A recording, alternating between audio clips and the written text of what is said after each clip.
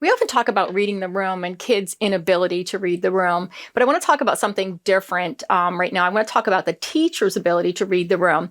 And I share this because I think when we want to intercept behavior or the potential of an escalated behavior, we have to be really able to survey and read that room ourselves so we can kind of approach it and organically stop the behavior, if you will, or prevent the behavior from happening. Let me give you an example. I was in a classroom of kids who were taking conversational Spanish. So it was a Spanish 2 class.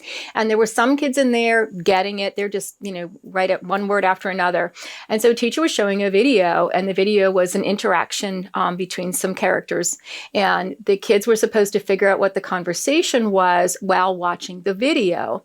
And so when the video came off and kids started talking about, well, this was happening, this was happening, this was happening, there was clearly a few kids in the class that were not at that level, didn't have the background for taking that classroom, or maybe they just didn't understand it the first time.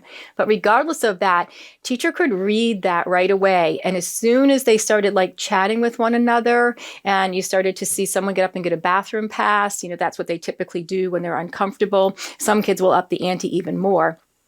Teacher immediately said, hey, look, guys, just a little note. I want you to think about this. If you got anything from that video, anything, just one bit of a character, one thing that you think was going on, then you're okay. You're on the right track.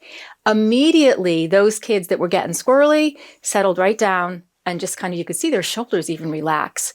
So it was just the teacher's ability to read the room and prevent a potential behavior for kids who weren't quite getting it. Brilliant.